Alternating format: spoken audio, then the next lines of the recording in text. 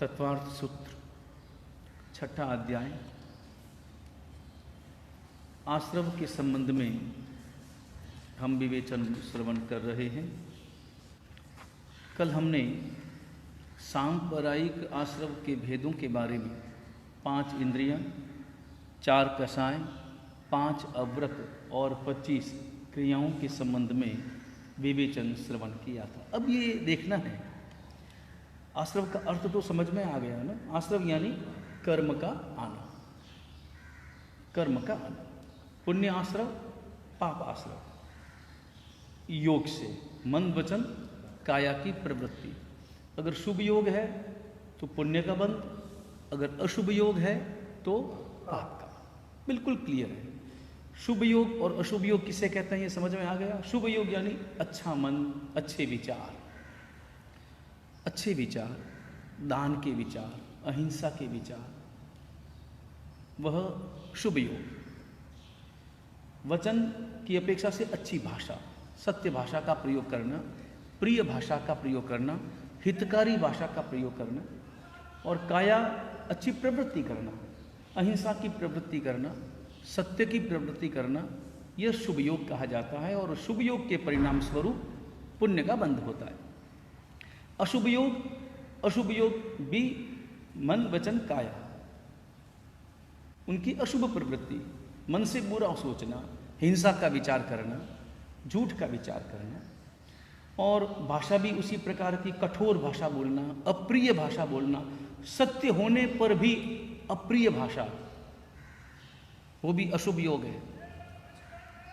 इसी प्रकार अच्छे विचार, अच्छी प्रवृत्ति से अलग होकर बुरी प्रवृत्ति करना, बुरे विचार करना, बुरी भाषा का प्रयोग करना, ये अशुभ योग। और इनसे किसका बंध होता है? पाप का बंध होता है। अब यहाँ पर बताते हैं कि ये तो चलो समझ में आ गया आपने इंद्रियों के माध्यम से, क्योंकि जो भी क्रिया होनी है उसमें इंद्रियां माध्यम है, आपके भाव माध्यम है। भावों का प्रकटीकरण जो है वो कषाय के आधार पर होता है। लेकिन जरूरी नहीं है कि दो क्रियाएं एक जैसी हो रही है, दो क्रियाएं एक जैसी हो रही है। जरूरी नहीं है कि दोनों का कर्मबंध एक जैसा हो, वो जरूरी नहीं है। कर्मबंध अलग अलग भी हो सकता है। वो किस आधार पर?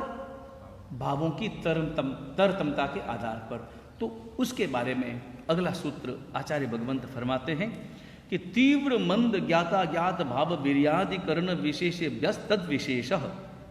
कर्म बंधन में जो भेद होता है, एक जैसी क्रिया होने पर भी उसमें जो कारण है वो कुल मिलाकर के 6 कारण है।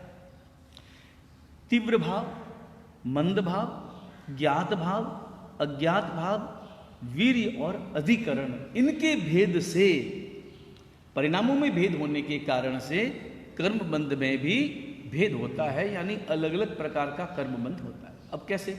तीव्र भाव और मंद भाव अपन समझ सकते हैं। अगर तीव्र भावों से कोई भी क्रिया करो, शुभ अथवा अशुभ, दोनों ही बातें, शुभ अथवा अशुभ। तीव्र भाव यानी जबरदस्त हमारे अंतर में उस प्रकार के परिणाम, ऐसा होता है कि नहीं होता है? कभी कभी हम अत्यंत रस लेकर के काम करते हैं और कभी कभी एकदम उदासीन होकर के काम करते हैं। कभी कभी परमात्मा के मंदिर में जाते हैं तो एकदम लीन हो जाते हैं परमात्मा के। तीव्र परिणाम, तीव्र भाव हमारे भीतर में पैदा होता है।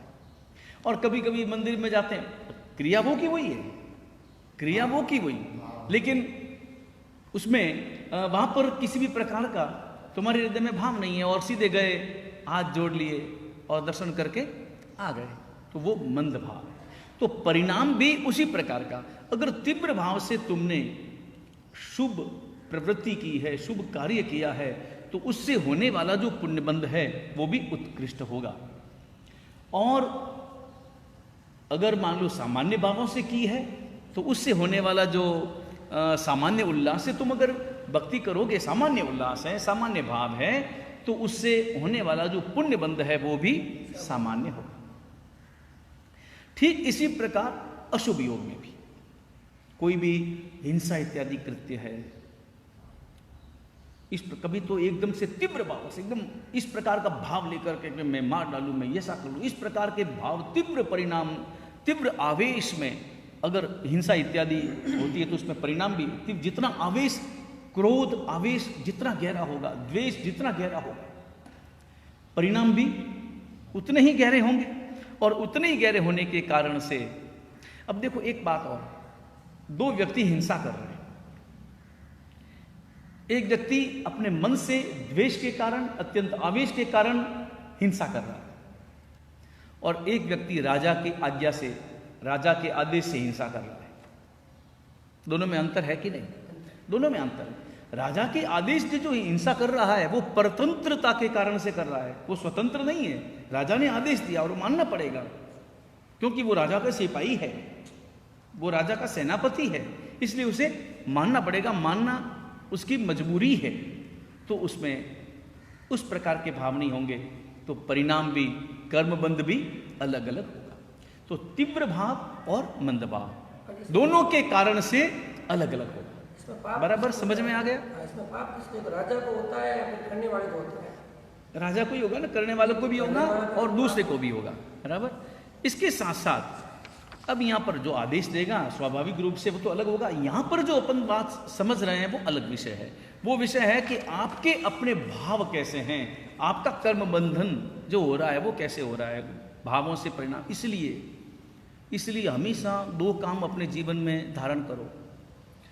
धर्म का कार्य दया का हो, दान का हो, सामायिक का हो, प्रतिक्रमण का हो, परमात्मा की पूजा का हो, वयावच्च का हो, साधु साध्वी जी भगवंतों को वंदना इत्यादि का कार्य हो, कोई भी कार्य हो, शुभ कार्य जितने भी हैं, अच्छे कार्य जितने भी हैं, वो परम उल्लास के साथ में करो। और संसार के जितने भी काम है, चाहे आपको मकान बनाना पड़े, घर का मकान बनाओ, कपड़े सिलवाओ, उसमें कभी भी ज़्यादा आनंद का अनुभव मत करो कि वाह क्या मेरा मकान बढ़िया है, क्या मेरा फर्नीचर बढ़िया है, उसमें ज़्यादा उल्लास कभी मत लाओ। तो क्या होगा? अगर धर्म कार्य में ज़्यादा उल्लास होगा तो पुण्यबंध ज़्यादा होगा, कर्मों की निर्जरा और पुण्यबंध, बराबर। और संसार के कार्य में, क्योंकि संसार के कार्य में आप मकान की प्रशंसा कर रहे हैं, मगर एक मकान बनने में हिंसा कितनी हुई है, कितने जीवों की हिंसा हुई है। एकेंद्री, बेंद्री, तेंद्री, चौरिंद्री, पंचेंद्री, इन सभी इन जीवों की हिंसा की है, तब कहीं जाकर इतना आरंभ समारंभ हुआ है, तब कहीं जाकर मकान खड़ा हुआ है।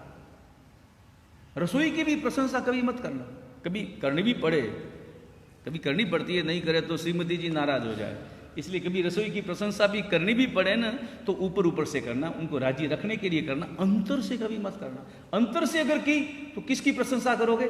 रसोई की। आहा क्या स्वादिष्ट बना, कर्म बंधन, कर्म बंधन कई गुना हो गया, क्योंकि भाव आपके परिणाम जैसे होंगे वैसा ही कर्म बंधन होगा।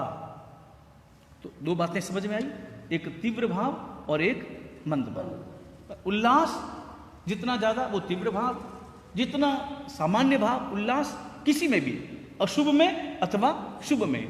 शुभ में जितना उल्लास ज्यादा, पुण्यबंध उतना ही ज्यादा।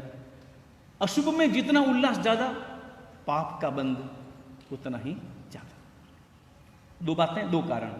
अगले कारण दो हैं, ज्ञात और अज्ञात भाव। कभी कभी ऐसा होता है, ज्ञात यानी जानते हुए, अपने बोलते हैं ना कभी कभी जानते अजानते जो भी पाप लगा हो, दोनों बातें बोलते हैं ना, कभी मिच्छा में दुक्कड़म, जब भी अपने अतिचार में बोलते हैं जानते अजानते मेरे द्वारा। तो दो बात, ज्ञात अज्ञात, दोनों में अंतर तो है। एक तो तुम जानबूझकर हिंसा कर रहे हो, एक सामने चींटी चल रही है और जानबूझकर तुमने अपने अंगूठे से उसकी हिंसा कर दी, और एक तुम चल रहे हो, तुम नीचे देख भी रहे हो, मगर फिर भी तुम्हें नजर नहीं आई और इस कारण से अनजाने में उसकी हिंसा हो गई। कोई व्यक्ति बाण चला रहा है, धनुष पर प्रत्यंचा चढ़ा दी है, बाण चढ़ा दिया और बाण चला रहा है, सामने हिरण है, जानता है कि सामने हिरण है और ये मेरा बाण जो है वो हिरण को लगेगा, हिरण को मारने के लिए वो बाण चला रहा है, तो पाप उसमें ज्यादा। और कभी कभी ऐसा होता है कि सामने कोई दूसरी वस्तु है, उसके लिए वो बाण चला रहा है और अचानक बाण छूट गया और अचानक हिरण बीच में आ गया। हिंसा उतनी हुई, लेकिन कर्म बंधन में भेद है, क्योंकि एक ज्ञात यानी जानकर कर रहा है और एक अज्ञात यानी अनजाने में उसके द्वारा वह क्रिया हो रही है। दोनों ही बातें, शुभ में भी और अशुभ में भी, दोनों ही बातों में। एक तो तुम जानबूझकर आराधना करते हो, उसका परिणाम समझ करके आराधना करते हो, और एक चलो मजबूरी है और अनजाने में ही बैठ गए और अनजाने में ही आ गए, इस प्रकार से। तो दोनों ही बातों में कर्म का जो बंधन है, पुण्य अथवा पाप का जो बंधन है, उसमें भेद होगा। ये दोनों बातें समझ में आ गई, तीव्र भाव, मंद भाव और ज्ञात और अज्ञात। उसके बाद में अगला है वीर्य। ये समझना जरूरी है, वीर यानी शक्ति, यानी वीर्यांतराय कर्म के क्षयोपशम से जो शक्ति प्राप्त होती है, क्षयोपशम आदि से जो शक्ति प्राप्त होती है, बस वह वीर्य है। तो निश्चित रूप से तुम समझना कि जिस व्यक्ति में शक्ति ज्यादा होगी, स्वाभाविक रूप से उसके परिणाम ज्यादा होंगे। उस प्रकार के तत्त प्रकार के परिणाम, शुभ अथवा अशुभ परिणाम उसके ज्यादा होंगे। शक्ति जिसकी जितनी कम होगी उसके परिणाम कम होंगे। और इसीलिए तो अब जैसे अपन सुनते हैं कि वर्तमान में कोई भी व्यक्ति मरकर कौन से स्वर्ग तक जा सकता है? कितने देवलोक तक जा सकता है भाई? 4 देवलोक तक जा सकता है, बराबर। कितनी नरक तक जा सकता है नीचे? केवल 2 ही नरक तक जा सकता है। मतलब इतना ही वो कर सकता है। ऐसा क्यों? ऐसा इसलिए कि वर्तमान में हमारा जो संज्ञान है ना, शक्ति यानी संज्ञान है ना, वो कौन सा संज्ञान है? सेवार्थ। कौन सा संज्ञान है वर्तमान में? सेवार्थ। यदि सबसे छेवटू, सबसे अंतिम, छठा संज्ञान है अपना।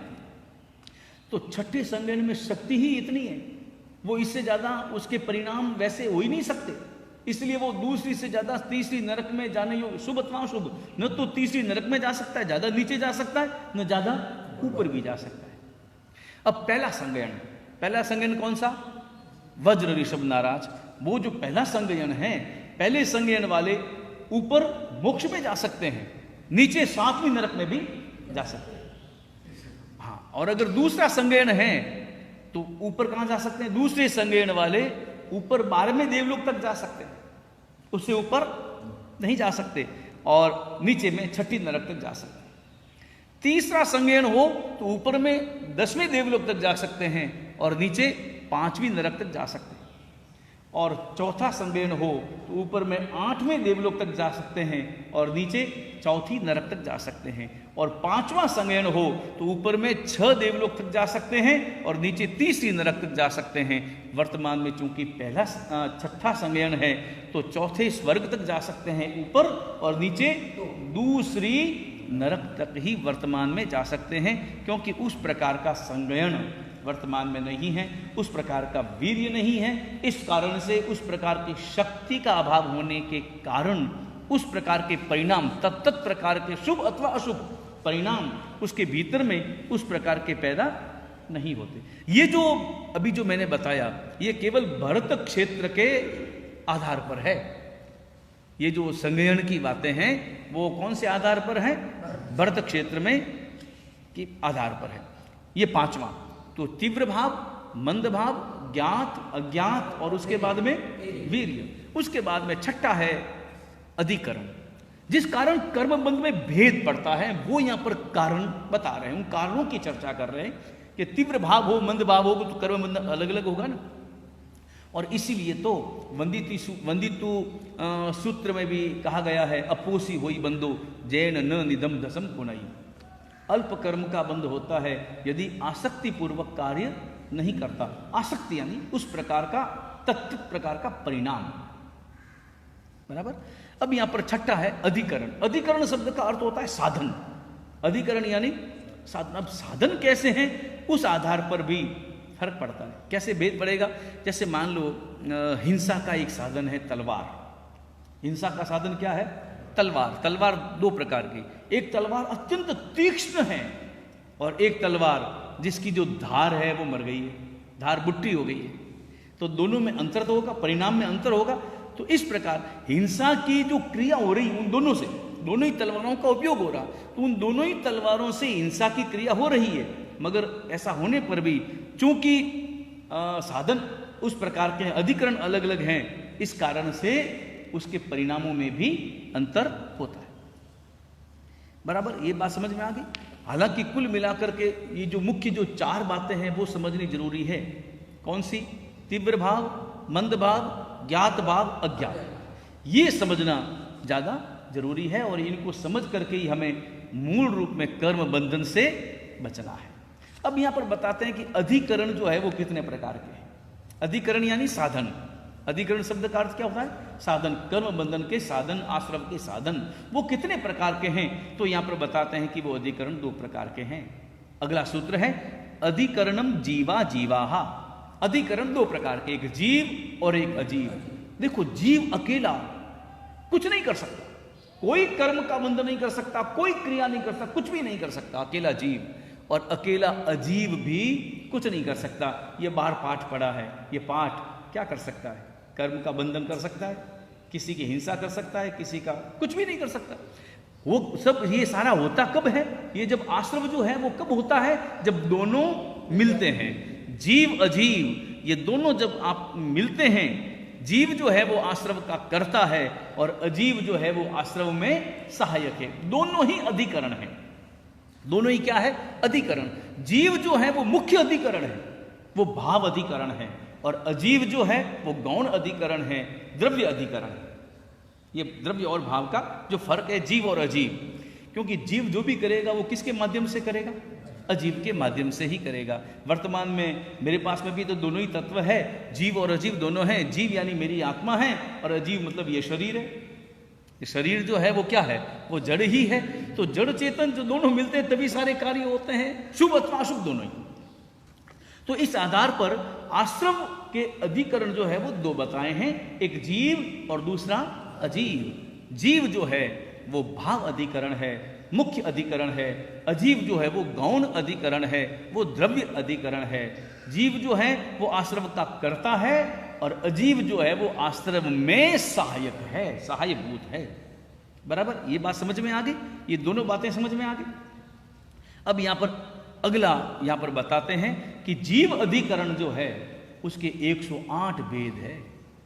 कितने? 108 भेद किसके? जीव अधिकरण के। अभी प्रकरण चल रहा है अधिकरण का। देखो, आश्रम की बात हुई, आश्रम के अलग अलग भेद बताए, वो बताने के बाद में उसमें अधिकरण की बात हुई, तब अधिकरण के 2 भेद बताए, जीव और अजीव। अब जीव जो अधिकरण है उसके भेद बता रहे हैं, उसके भेद 108 है। वो कौन कौन से? अगले सूत्र में। आद्यम संरंभ समारंभारंभ योग कृत कारितानुमत कषाय विशेष स्त्री स्त्री स्त्री चतुश्चैकश। अभी इस सूत्र में आचार्य भगवंत क्या फरमाते हैं कि जीव अधिकरण के 108 भेद। कौन कौन से? समरंभ, समारंभ, आरंभ। ये 3 शब्द समझने जरूरी है। समरंभ, समारंभ और आरंभ। ये आरंभ शब्द से बने। आरंभ यानी हिंसा। आरंभ शब्द का अर्थ क्या है? हिंसा करना। अपन एक जनरल शब्द भी सुनते हैं, आरंभ समारंभ करना। बहुत आरंभ समारंभ होता है, यानी बहुत संकल्प पूर्वक हिंसा होती है। पहले संकल्प फिर हिंसा।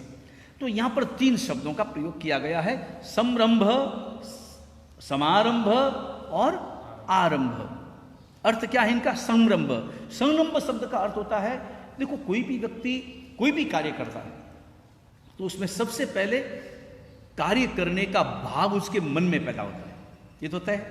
कोई भी, तुम्हें मुंबई जाना है, तुम्हें सूरत जाना है, तुम्हें दुकान करनी है, तुम्हें मकान बनाना है, कोई भी, चाहे हिंसा हो, चाहे कैसा भी जो भी कार्य हो, तो सबसे पहले वो कार्य होगा या पहले मन में आएगा? पहले मन में आएगा। तो पहले मन में आकर के पहले वो संकल्प करता है। क्या करता है? तो हिंसा इत्यादि कोई भी क्रिया, जिस क्रिया का वो जो संकल्प करता है वो संकल्प कहलाता है संरंभ। हिंसा आदि का जो हिंसा आदि क्रिया करने का जो संकल्प पैदा होता है वो संकल्प क्या कहलाता है? संरंभ। उसके बाद में खाली संकल्प से तो काम नहीं चलता। उसके बाद में दूसरा है, उस संकल्प को पूरा करने के लिए साधन जुटाने पड़ेंगे। उदाहरण के लिए मान लो आपको सूरत जाना है, तो तय हो गया, संकल्प कर लिया कि मुझे सूरत जाना है। उसके बाद में ऐसा सोचने से तो काम नहीं हो जाएगा, केवल संकल्प करने से तो काम नहीं होगा। उसके बाद में क्या करना पड़ेगा? उसके बाद में साधन जुटाने पड़ेंगे। उसके साधन क्या है? उसके साधन जो भी उसके लिए जरूरी सामग्री है, अपना बैग पैक करना है, अपने अटैची तैयार करनी है, टिकट लेना है, अथवा गाड़ी तैयार करनी है, टैक्सी करनी है, ड्राइवर बुलाना है, वगैरह वगैरह। ये सारी जो सामग्री है, उस संकल्प को पूर्ण करने के लिए सामग्री को इकट्ठा करना, वो समारंभ कहलाता है। वो क्या कहलाता है? समारंभ। और उसके बाद में तीसरा है आरंभ, यानी उस प्रकार की क्रिया कर लेना, वो है आरंभ। अब इसको हिंसा के बारे में घटाएंगे तो ऐसा होगा कि हिंसा का संकल्प करना वो संरंभ, हिंसा के लिए तलवार इत्यादि, छुरा चाकू इत्यादि सामग्री को एकत्र करना वो समारंभ, और हिंसा कर देना वो आरंभ। ये अधिकरण है ना। ये सब कौन करता है? ये सब जीव करता है। मेरा इसमें जीव मुख्य है। उसके बाद में ये तो तीन हो गए। अब इन तीनों में करना, कराना और अनुमोदन करना, तो कितने भेद हो गए?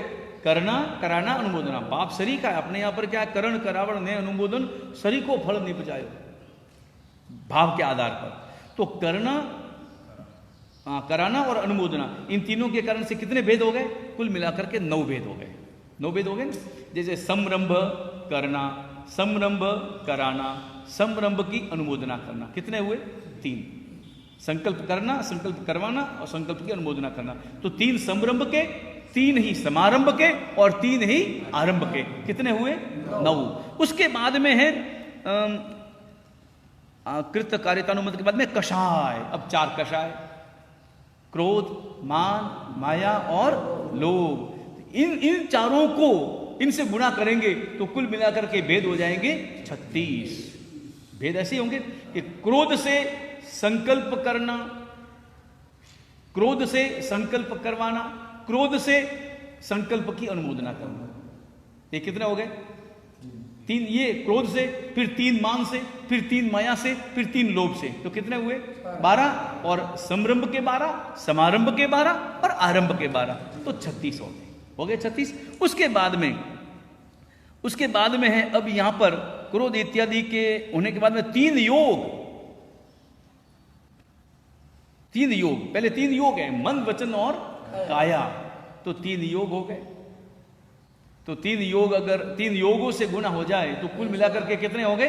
108। इसको यूं समझें, सबसे पहले समरंभ, समारंभ और आरंभ, फिर मन, वचन, काया, तो हो गए 9।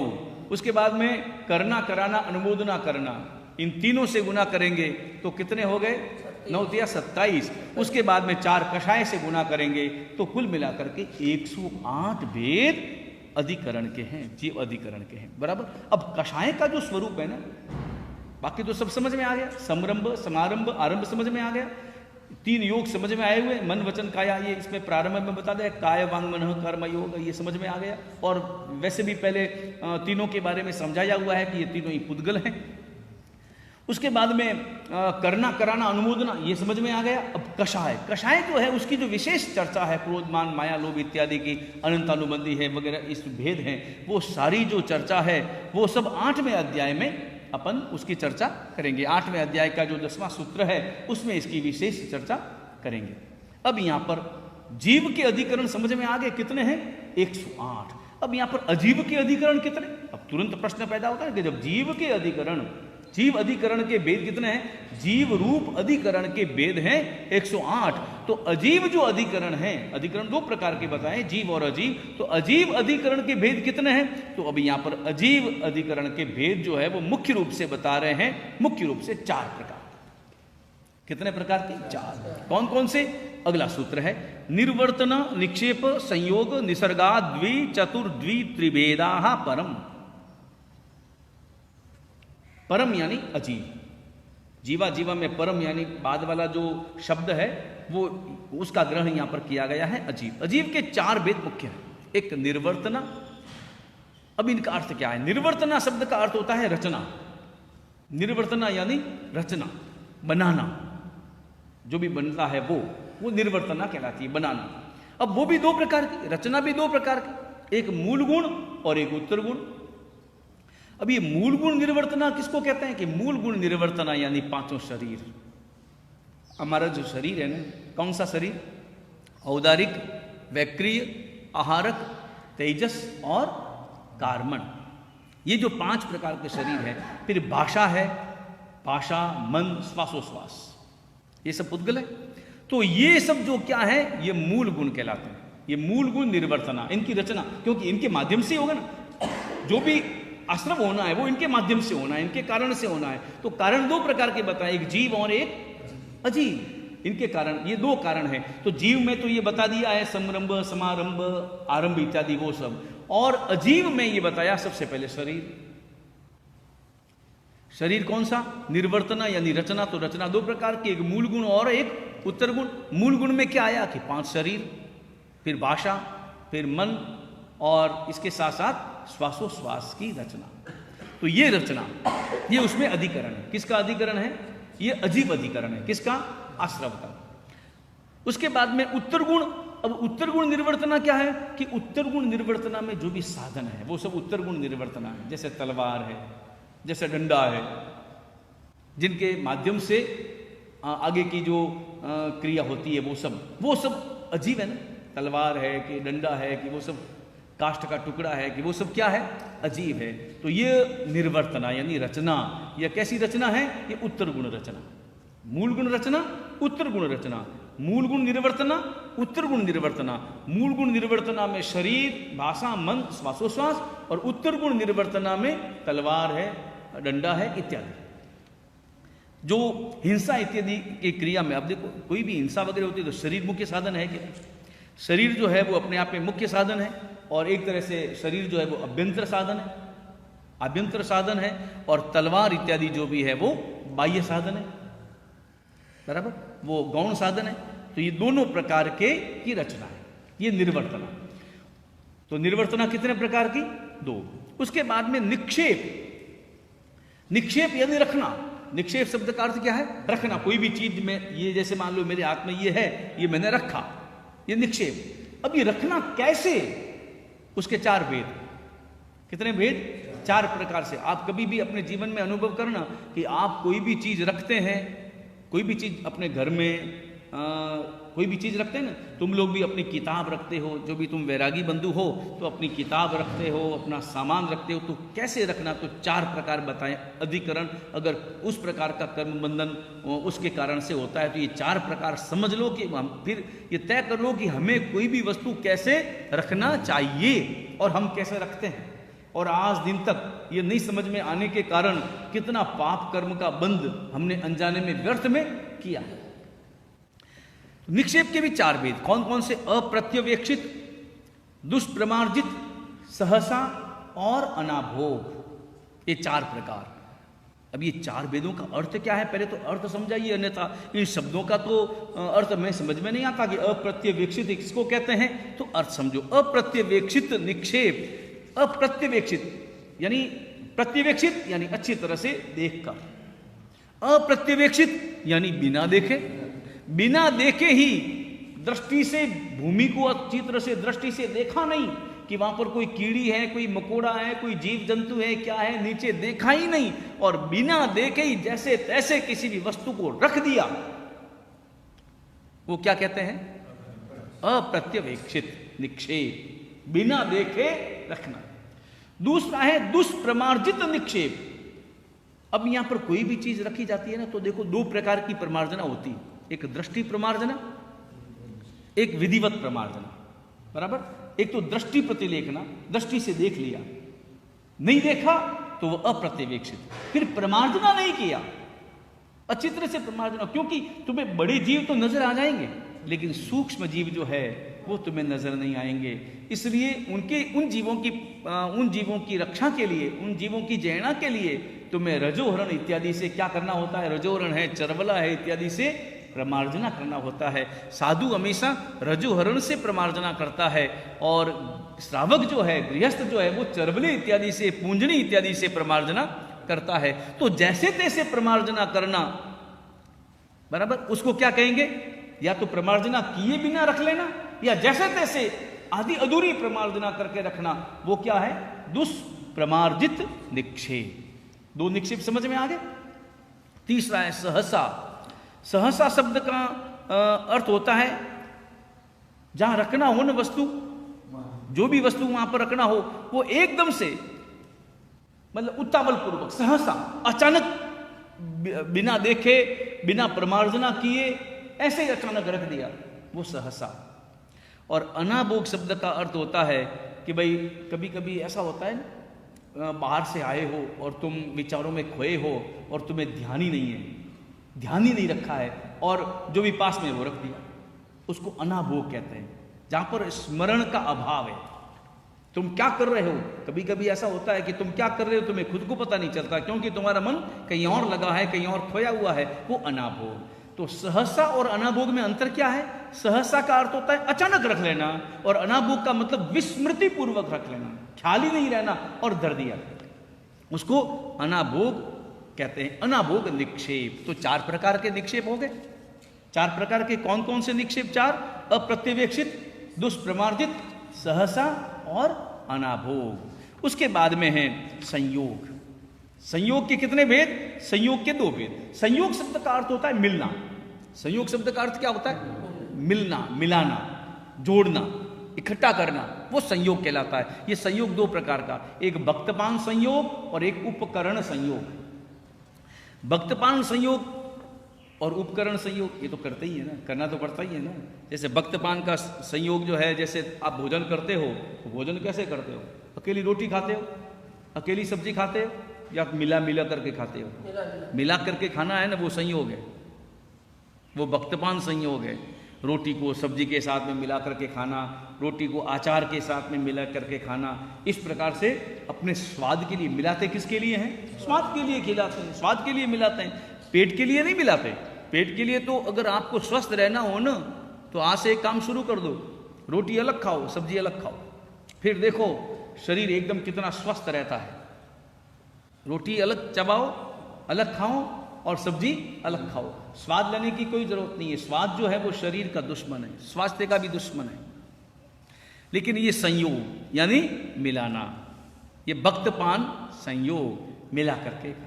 तो 2 प्रकार का है संयोग, एक भक्तपान संयोग जिसमें खान पान इत्यादि, दूध में भी शक्कर मिलाना, ये भी संयोग है। दूसरा है उपकरण संयोग। उपकरण संयोग का मतलब वेशभूषा, वेशभूषा के उद्देश्य से ऐसा करते हैं कभी कभी, जैसे तुम लोग जो अपनी ड्रेस बनाते हो तो उसमें मैचिंग करते हो कि नहीं करते हो? कलर मैच, इसके साथ में ऐसा चाहिए, उसके साथ में ऐसा चाहिए। कभी ऐसा करो कि शर्ट नया हो और पैंट पुराना हो, पैंट नया हो शर्ट, तो ये जो संयोग करना है, मैचिंग करना है, वो क्या है? वो उपकरण संयोग है, जो ये भी अजीव अधिकरण है। बराबर, ये तीसरा भेद हुआ, निर्वर्तना, निक्षेप और संयोग। अब बचा निसर्ग। अब निसर्ग जो है, निसर्ग के जो 3 भेद है, उसकी चर्चा अपन कल करेंगे। आज का समय पूरा हुआ। वीतराग परमात्मा की आज्ञा विरुद्ध कुछ भी कहा गया हो, मिच्छामि दुक्कडम। सर्व मंगल मांगल्यम, सर्व कल्याण कारणम प्रदानम, सर्व धर्माणाम जैनम जयति शासनम।